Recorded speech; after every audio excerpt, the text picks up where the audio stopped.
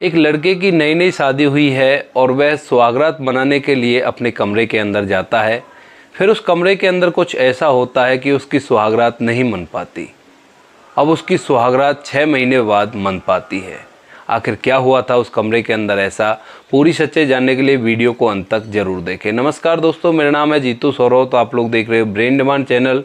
Video को ज़्यादा से ज़्यादा शेयर करें और पेज को फॉलो करना ना भूलें। आज की ये जो घटना है ये निकल कर आ रही है उत्तर प्रदेश के हाथरस से। हाथरस के पास जलेसर नाम की जगह पड़ती है। उस जगह पर एक लड़की रहा करती है जिसका नाम है प्रियंका। प्रियंका ने स्कूल की पढ़ाई कर ली है और अब वह कॉलेज में जाया करती है। काफ़ी जवान हो चुकी है और प्रियंका पढ़ने लिखने में काफ़ी ज़्यादा होशियार है। वह पढ़ाई के साथ साथ कॉम्पिटिटिव एग्ज़ाम की भी तैयारी किया करती है। उसे पढ़ लिख कर किसी बड़ी पोस्ट को हासिल करना है। अब इसी तरह से दिन बीत रहे थे। इधर जो प्रियंका के माँ बाप थे उनको चिंता होने लगी है कि हमारी बेटी अब जवान हो चुकी है और ऐसा ना हो कि कोई अनहोनी हो जाए। इस चिंता को लेकर प्रियंका के माँ बाप प्रियंका के लिए एक रिश्ता ढूंढते हैं। यह बात जैसे ही प्रियंका को पता चलती है तो वह अपने पिता से कहती है कि पिताजी, मुझे अभी शादी नहीं करनी, मुझे पढ़ लिख कर किसी अच्छी पोस्ट को हासिल करना है और उसके बाद भले ही आप मेरी शादी कर देना। इस बात को सुनकर प्रियंका के पिता कहते हैं कि बेटी, ऐसा नहीं होता। जवान बेटी बाप पर बोझ होती है और मैं इस बोझ को ज़्यादा सहन नहीं कर सकता। मुझे तेरी जल्द से जल्द शादी करनी है। तो प्रियंका के पापा नहीं मानते और वह उसके लिए लड़का ढूंढने लगते हैं। ढूंढते ढूंढते उनको एक अच्छा लड़का मिल जाता है जिसका नाम होता है निर्मल।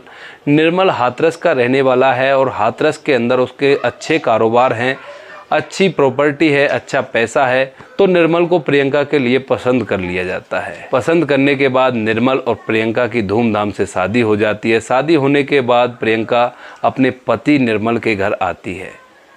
आने के बाद जो निर्मल है वो हर्षोल्लास से भरा हुआ है। उसकी नई नई शादी हुई है और शादी की खुशियां घर के अंदर बिखरी हुई हैं। इसी तरह से टाइम आता है सुहागरात का। अब निर्मल की सुहागरात होने वाली है और निर्मल जो है बड़ा ही अच्छा, सहनशील और समझदार लड़का है, पढ़ा लिखा भी है। तो निर्मल सुहागरात मनाने के लिए जैसे ही अपने कमरे के अंदर जाता है तो वहाँ पर देखता है कि उसका बिस्तर फूलों से सजा हुआ है। उसकी पत्नी बिस्तर पर बैठी हुई है। जैसे ही निर्मल कमरे के अंदर दाखिल होता है तो उसकी पत्नी बिस्तर से खड़ा होती है और खड़ा होने के बाद कमरे के एक कोने में चली जाती है। निर्मल आता है। आने के बाद प्रियंका उसे दूध का गिलास देती है और उसके पैर पकड़ लेती है। पैर पकड़ के वह बोलती है कि क्या मैं अगर आपसे कुछ मांगूं तो आप मुझे दे सकते हो। निर्मल समझता है कि शायद कुछ ज्वेलरी वगैरह मांगेगी या कोई सामान मांगेगी या कोई डिमांड होगी इसकी, उसको मांगेगी। तो वो कहता है कि कोई बात नहीं, तुम जो भी मांगोगी मैं वो तुम्हें दूंगा।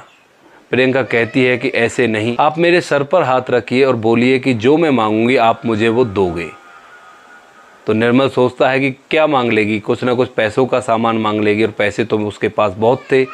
तो इस चीज़ को सोचकर वह अपनी पत्नी के सर पे हाथ रखता है और उससे कहता है कि मांगो, जो तुम्हें जो कुछ मांगना है मैं तुम्हें वचन देता हूँ कि तुम जो भी मांगोगी मैं उस ख्वाहिश को तुम्हारी को पूरा करूँगा।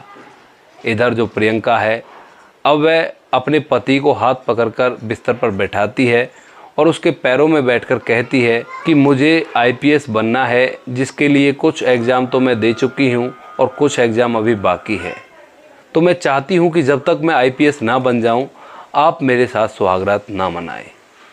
इस बात को सुनकर निर्मल थोड़ी देर के लिए चुप रह जाता है, लेकिन वो पढ़ा लिखा था, समझदार था, तो वो सोचने लगता है। थोड़ी देर सोचने के बाद वो उससे कहता है कि बस इतनी सी ही बात, ये कोई बड़ी बात नहीं है।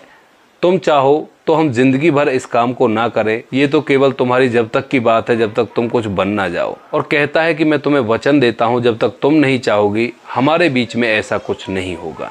प्रियंका कहती है कि मैं बस यही चाहती थी कि जब तक मैं अपने पैरों पर खड़ी ना हो जाऊं, जब तक हमारे बीच में ये सब कुछ ना हो। वैसे हम इस परिवार में पति पत्नी की तरह रहेंगे और ये बात बाहर किसी को पता ना चले। इसके बाद दोनों पति पत्नी एक ही बिस्तर पर सो जाते हैं। बाकी उनके बीच में ऐसा कुछ नहीं होता। अब दोस्तों, इसके बाद जो निर्मल होता है वो अपनी पत्नी को कोचिंग के लिए बाहर भेज देता है और उससे कहता है कि तुम जल्द से जल्द अपने सपने को पूरा करो और उसके बाद ही हम एक दूसरे के साथ अच्छी तरह से रहेंगे। निर्मल ने अपनी पत्नी को कोचिंग के लिए भेज दिया था, पूरे पैसे दे दिए थे और अच्छी तरह से उसकी पढ़ाई लिखाई करवा रहा था। धीरे धीरे 6 महीने बीतते हैं और 6 महीने बाद उसका आईपीएस में नंबर पड़ जाता है। अब आईपीएस में नंबर पड़ने के बाद उसकी ट्रेनिंग होनी थी और ट्रेनिंग लगभग 6 महीने चलेगी। उससे पहले जो प्रियंका है वह अपने पति के पास आती है। आने के बाद अपने पति के पैर छूती है और उसी शाम को सुहागरात की सेज दोबारा से सजाई जाती है। बेड पर फूलों को बखेरा जाता है, दोबारा से फूलों की लड़ियाँ चारों तरफ सजाई जाती हैं। प्रियंका सज धज कर उस कमरे में उस बेड के ऊपर बैठ जाती है। निर्मल दोबारा से तैयार होकर उसी तरह से जैसे उसकी सुहागरात मननी थी उस समय पे और नहीं मन पाई थी, उसी तरह से तैयार होकर उस कमरे के अंदर आता है। और आने के बाद जो प्रियंका है वो उसे दूध का गिलास उसी तरह से देती है जैसे सुहागरात को दिया करते हैं और कहती है कि आपका बहुत बहुत धन्यवाद जो आपने मेरे इस सपने को साकार करने में मेरी मदद की है। आप पति नहीं, आप एक देवता हो जिसने मेरा इतना साथ दिया। इधर जो निर्मल है वो कहता है कि ऐसी कोई बड़ी बात नहीं है इसमें, मैंने तो सोच लिया था कि भाई मैं तो ये सोच लूँगा कि भाई कुछ दिन मेरी शादी और नहीं हुई, ऐसा सोचकर मैंने इस टाइम को बिताया है, लेकिन तुम्हारी भी हिम्मत की दाद देनी पड़ेगी। तुमने शादी होने के बावजूद भी इतने बड़े टेस्ट को क्लियर किया, तुम आईपीएस बन गई। आखिरकार तुम्हारी अब ट्रेनिंग हो जाएगी और ट्रेनिंग के बाद तुम आईपीएस के पद पर नियुक्त हो जाओगी। इस बात को सुनकर दोनों पति पत्नी भावुक से हो जाते हैं और एक दूसरे के गले मिलकर थोड़ा सा रोने लगते हैं, क्योंकि 6 महीने हो गए थे उन दोनों के एक दूसरे से अलग रहते रहते। अब दोस्तों उन दोनों की सुहागरात मन जाती है और यहीं पे स्टोरी की हैप्पी एंडिंग होती है। जो प्रियंका है वो आईपीएस बन गई है और जो निर्मल है उसका अच्छा खासा कारोबार है। वह भी दोनों पति पत्नी बड़े ही प्यार से घर के अंदर रहा करते हैं, कोई भी दिक्कत यहाँ पे कैसी भी नहीं है। तो दोस्तों ये थी आज की कहानी। अब इसको सुनने के बाद आपके दिमाग में जो जो बातें आ रही है फटाफट से कमेंट सेक्शन को भर डालो और बता दो कि आपको इस कहानी को सुनने के बाद कैसा लगा।